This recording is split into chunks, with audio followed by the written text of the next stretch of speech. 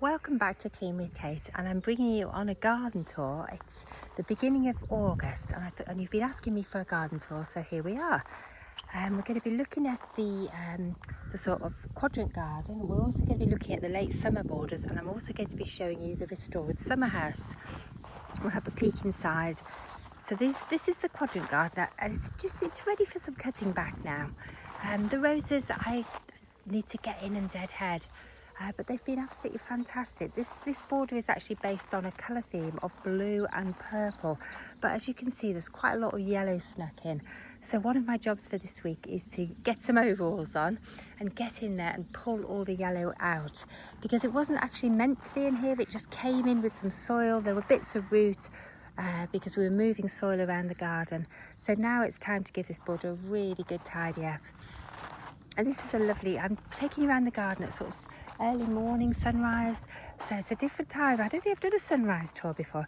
Another job for the week is I need to sort this bench out. This is a lovely place to sit, but it needs a bit of a clean up, and I think I'm going to need to get this plant that's grown through it out. How did that happen? This is a fabulous plant I can never remember the name of, but it has the most incredible big blue flowers, but I do need to probably come in and deadhead it now. It's been a really good year for roses. Look at these absolutely fantastic hips that have formed on this climbing Rosa rugosa. It's absolutely beautiful. And look at the hips on this as well. Oh my goodness. It's very unusual to get the hips so early in the season. Everything is early this year. Autumn's definitely early. The hedgerows are full of blackberries, which is really unusual this early. Ripe blackberries as well. And here's another one of these fabulous plants. They're really good. They're really drought resistant. They don't require a lot of looking after. I've got quite a lot of them in this sunny border because it gets the sun pretty much all day. And this border was also ready for a bit of a cutback now. I'm a little bit concerned. My mock orange in the middle is not looking healthy. That's a shrub that we moved a couple of years ago, and it actually split into two, and it's just not thriving. Even though I've been watering, I think it may be on its way out. But I need to get in here now, cut my catmints back, collect my seed off here. We collect all our own seed, so a lot of these plants have been grown from seed. And look at that, look at the sedums. The sedums are just starting to get some colour on them. They're going to be absolutely fantastic. Here's another little showstopper at this time of year, this purple leaf strife. It's absolutely fantastic. It's really worth growing in the garden because it gives you late flower when a lot of other things have finished flowering. So I'll just give you a view back across here. I seem to have zoomed in again, don't know how I managed that. So we'll just go around the quadrant garden. This is the iris border, and it was fantastic earlier in the season, but now it just needs a bit of a weed and a tidy up. I've deadheaded it. Oh, and I need to get some water on this. This is a trough and I need to cut it back. God, there's a lot of jobs for the weekend. But this is the lots of cutting back this weekend is required, or maybe next week. I try and do a little bit of gardening every day. Usually first thing in the morning and then again in the evening. There's still lots of ladybirds in the garden. I think I've just spotted one. Where's it gone? I've lost it. But the quadrant garden it's past its best, but I think we can reinvigorate it by giving it a good cut back. And the sedums, I say, are still coming on. Was this Achillea? I can't remember what this thing's called. Let me know in comments if you know. And the roses are having a really good second flush, but they are ready for a bit of deadheading again. So I'll be taking these deadheads off. Golly, look at that fabulous flower with the big bee on it. Golly, look out, I'm going to take you over here. It is in the shade at this time of day, so I'm not sure how well it'll come out. The oxeye daisies are putting on a second flush, but look at the Japanese anemones. This is such a good Japanese anemone. It's really drought resistant. It's been in this position now for about 10 years, and it does this every year. And some of them are about 5 foot tall. It's absolutely incredible. And in the back there is a massive self-seeded buddleia, and it's been such a good year for buddleias. And as you can see, there's already 2 butterflies on it, even though it's really early in the morning. I don't know if you can see them up there. It's a lovely warm start to the day. I've already got 2 butterflies on my butterfly bush. Oh, some dogs are having a good bark. They're not my dogs. This yellow daisy, I've been growing this yellow daisy for probably, my goodness, 40 years. My dad first gave it to me when I got my first house, and I've been growing it ever since. I've moved a piece with me in every house I've owned, and when I see it at this time of year when it flowers, it makes me think of my dad. And it's done particularly well this year. The combination of sun and rain, we've had an incredible summer. It's been warm, sunny, but then we've had rain at the right times, and this has done better, I think, than I've ever seen it do before. And it's just a lovely little view out of my office straight through these yellow daisies. I must propagate this because I think this might be the only place I've got it, and it's such a wonderful plant. I love it, and it makes me think of my dad. And there's another fabulous daisy here that I bought, and it's just gorgeous. I must get in and deadhead it, because if I do, whoops, I think my AirPod's about to fall out. Hopefully it won't. Let me just secure that. I hope I haven't lost sound. But another fabulous daisy. Golly, even my camellia's doing well this year. I think it's a camellia. I'm not sure actually, it might not be a camellia. And there's a big climbing rose back there that again I must get in and deadhead. I might have to get the overalls out though. So the garden has been so good this year. Let's go around the front of the house. I'm not sure if there's much going on here at the moment because a lot of the roses are finished, but we'll see what's going on. Oh, it's May. At this time of year, you often find in August, it's very much about yellow. And so we've got this is a very easy plant to grow, this golden goldenrod, get my names mixed up. And this thing, again, all very drought resistant. I rarely water the garden. Luckily, we haven't had too much this year, although that's a little bit droughty. That could probably do with a hose pipe on it if we don't get rain over the weekend. And the roses are putting on a small second flush. There's not a lot going on in the front of the house at the moment. Oh, I lied, there is. Look what's going on over here. The agapanthus are doing fantastically. They've been amazing this year. This white one, I only planted this last year and it was such a good planting. Look at the size of the head on that agapanthus. But you know, again, it looks a little droughted. I wonder if it's just the weight of the heads that has made it fall down. Don't know what I've done wrong with this agapanthus. I planted this here probably about 10 years ago, and I get a lot of foliage and just one flower. What am I doing wrong? I think it might be time to split it because it's about 5 foot across. If you're an expert on agapanthus, please let me know, because maybe I just feed it, but I think I've got to split it because look at that. If I'd like multiples of that. It's just beautiful. I love agapanthus. So yesterday Mike started pruning the wisteria on the front of the house. Let's have a look. How's he done? Because it is quite a thug, this wisteria. I think there's a fair bit more pruning to do, to be fair. It was running right up to the top of the house, all the way up the drain pipe. So he has pruned, he's kept it contained so that it's not going through the drain pipes. And it's looking quite tidy. But again, I've got lots of tidying up. I need to collect the hollyhock seeds as well. But golly, look at all these seeds that are formed on here. But then at this time of year, this is another lovely late flowering plant that I cannot remember the name of. Is it Echinopsis or something like that? But you can see the bees absolutely love it. Even early in the morning on this sunny aspect, it's covered in insects buzzing. It's an unusual looking bee, isn't it? I don't know what that is. Very unusual looking. Golly, what is that? There's another one here. Well, this one's covered. So this is, if you want to be insect and pollinator friendly, this is a really good plant to grow, because as you can see, on a warm sunny day like this, they're all out. They're out in force. Anyway, let's take a pause and go round to a different part of the garden. So we're just going back round to the quadrant garden. Oh golly, I've just spotted this. Look at this tree. This is a crabapple tree.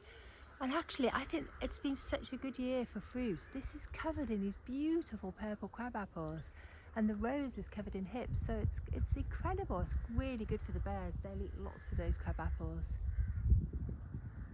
It's just come out. So there's not much to show you over here. This fabulous lily in here. It's a little bit lost in this border. Every year we plant, we planted quite a few lilies out one year, but this border is not an easy border. It tends to get dominated by a few plants. As you can see, the goldenrod loves it in here. I've been battling ground elder in this border for years, so anything that helps me suppress the ground elder is a good thing. So I tend to just let this border do its own thing. It's fabulous in spring because it's full of azaleas, but at this time of year there's not that much going on. Although this aster will flower, but it's a very late flowering aster. It doesn't usually flower till about September or October. We're heading back now to the quadrant garden. This used to be an old swimming pool. So we'll see what's going on in here. I'm really pleased with this. This is a really good little success. Earlier in the year, I planted out this tiny, tiny little plant in here and this white geranium. And I'm really pleased. It's giving me some really lovely late, I think I'm going to repeat this actually. I'm going to plant quite a lot of my planters up with this little perennial. I think it's called Erigeron. I can never pronounce it. Erigeron. It's a really good little plant, very reliable. I probably need to tie this giant hollyhock in, don't I? It's obstructing the path. And again, you can see I've got the same problem in this border. The yellow stuff has come in, and it is on a colour scheme of pink and white. So I need to get my gloves on and my overalls on and come and deadhead my delphiniums and pull out the yellow. The agapanthus on the back of the house have done really well. Oh my goodness, I can see I've got a weed in there. I've got deadly nightshade in there, so I do need to pull that out. But they look like they're maybe not getting enough sun. But look at this wonderful thing. This is another Erigeron that I planted a year or two ago. And look, this is what it does. It forms this incredible mat. It loves this position here. And if you look here, you can see it's self-seeded into the steps, which is what I wanted. I love it when you get this coming up in a step. It's fabulous. I just need to get the weed out and just leave the little daisy there. Whoops, apologies if I'm making you dizzy. It's another fairly recent addition we planted a couple of years ago, and my husband's put a framework up for it. And I'm not actually sure what it is. Is it a type of jasmine? I'm not sure. Let me know if you know. I don't know if it's got its label on anymore, so I can't actually remember its name. It's a recent addition and it's an evergreen climber. And I think it has flowers on it. And you can see that my husband put this framework up for it that we already had. And it's just climbing up the side of the house. It's absolutely wonderful. And it loves it in this position. I must remember to keep feeding it. And I've also put a wallflower down here that actually is set seed. It's a wallflower from last year, and I'm really hoping it will seed into the gravel and I'll get wallflowers coming up here. But again, I must remember to water it. These agapanthus are looking a lot happier because they get more sun than the others. And this wonderful rose has come back into flower after me deadheading it earlier in the season. So I deadheaded it and fed it, and it's come back into flower. Let's go round into this is the old kitchen garden, but it's not actually a kitchen garden. There's been quite a few changes in here this week. Again, as masses of cutting back to do. In a garden this size, at this time of year, there's always lots of cutting back to do. The thing I brought you to see is this fabulous phlox, which smells amazing. Sorry, I was just about to sniff it, but then I realised you can't smell it. So this garden is just full of herbs and roses. I've got this plant here that has just self-seeded. I don't know what this plant's called, but I absolutely love it. So I'm going to leave it there. And I'm going to collect seed off it, and then I'm going to seed it in places where I want. I think it's something that quite often comes up on building sites. If you know the name of it, please do let me know, because it's absolutely wonderful. And it was just appeared. I didn't put the seeds in. This is my propagation area where all my baby plants are. See that we're walking into the sunlight here. But I just want to take you through and show you some of the changes this week. But then I promised you I'd take you to see the summer house, didn't I? Probably this bit of the garden is so full at this time of year. This is my sort of herb garden. I'm not sure it'll come out well on camera because at the moment it's completely dominated by these fennels, which I probably will need to deadhead and cut back because I don't want them to seed everywhere. And actually I might get some more flower out of them like this. So we had a digger here last week, and the blackcurrant bushes have gone. This area had some blackcurrant bushes in, but they were quite diseased. So we used the digger to take the blackcurrant bushes out, and I'm now planning to plant this area as a cutting garden. I may have to move some of these other plants because these are just things that got put in here temporarily or self-seeded in here. So we started to tidy it up. I've got a massive self-seeded Kifscape rose here, which I probably should have moved when the digger was here. And this area we started to cut back. And I'm just going to have to think I want to put things in rows here, I think, with paths between them. If you've got any suggestions for plants that would be good in a cutting garden, please do let me know. Because I haven't planted a cutting garden before, so it's quite a new thing for me. I want things that will last well as cut flowers. So I'm just giving you a view back. This part of the garden's in the shade at the moment. So I've brought you round to the back of the barn to show you the latest developments. We now have a chicken run, and in fact there's even a chicken in the chicken run. So this was put in about a week ago, and I'm really pleased with it. I'm taking to see the chickens, and it's actually given me a new planting opportunity. So the chickens now have a lovely run. It's quite, they do come out, but they seem to be quite enjoying spending time in here at the moment. And it's shade, they've got plenty of shade if it gets too hot in the day. Let's just zoom in and have a look. I don't know, they're not all there. We've got 6 chickens, so 2 of them have probably gone out and about. They haven't had their wings clipped, so they can fly in and out, but they seem to like being in here. Just pecking around. So their dust bath is here. One of their dust baths. They have quite a few. Whoops, sorry about that. And their chicken house is round the corner. Next job is renovate the chicken house. So that is on the list. I think it looks like the roof needs a repair. Oh my goodness. It looks like we've had some rat damage on there. That's a bit worrying. We're going to get predators in there. That's new. I don't think that was there last time I brought you around here, because I would have noticed. But we need to do some renovations urgently on our chicken house. It looks like a rat has chewed its way in. But the good news is we now do have a chicken house, so I don't have to repair that quite urgently. Otherwise we'll get rats or foxes going into the chicken house. I'm going to take you back through now. I did promise you, didn't I? Oh, I'm actually planting up the back of the barn at the moment with shade-loving plants. So we've put this white hydrangea here, which is very small at the moment, so we will need to water it regularly. And I've got some foxglove. The foxglove just self-seeded. I've got ferns and Japanese anemones, and oh my goodness, this plant that I can't remember the name of. I did know the name of it, but it seems to be slipping my mind. And I have another type of Japanese anemone here, or anemone. I'm not sure. That one's a really early flowering one. But look at this, isn't this fabulous? This white one. I love Japanese anemones. It's one of my favourite plants.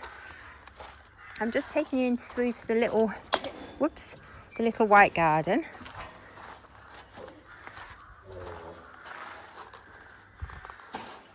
There's another project there. You know me, I always have lots of projects on the go. It's an old table that I bought at auction, and I just need to renovate it now. I'm taking you into the white garden, which is, I did quite a bit of work on last week. Lots of deadheading. It's looking, I must remember to water that erigeron there. I'm trying to get it to seed in here. So we have lots of white Japanese anemones, delphiniums in here. I've weeded it, and I've put a few new plants in. And these alstroemeria have done incredibly well in here. Apparently this plant can be quite invasive in some countries, but in the UK it's not regarded as an invasive plant. But let's hope it will not take over. My husband's put something in here which doesn't really fit with my theme. What would you do? He loves this phlox, but it is actually slightly pink or lilac tinged. So it doesn't really fit with my theme, but then so is that actually, which I put in. The theme in here is white and off-white. It's quite difficult to stick to pure white. We had to bring some of the roses back from the cottage for a bit of TLC because they weren't thriving, but they seem much happier in this little sheltered garden. I don't know why they weren't thriving at the cottage. I wonder if they were just droughted, because we have had such a warm summer.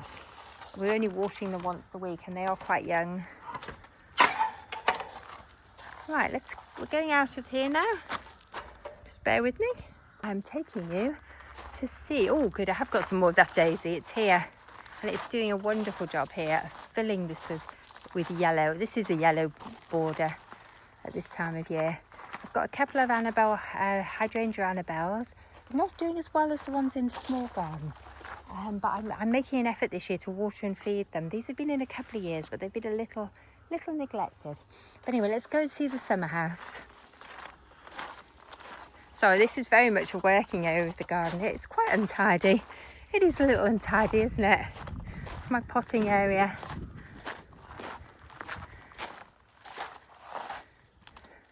Golly, this was only going to be a 10-minute garden tour, but once you get going, there's so much to talk about. Anyway, I'm taking you to my favourite spot in the garden at the moment, where I like to come and sit every morning with my books. Golly, the apple trees are absolutely covered. I'm just going to zoom in on that apple tree. Got a really good apple crop this year. It's a good year for them.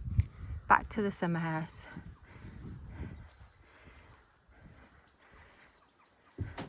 So this is where I come and sit every morning. I like to sit in here at this time of year. It's such a lovely sunny spot, and just a nice spot for coffee or to just sit and read a book.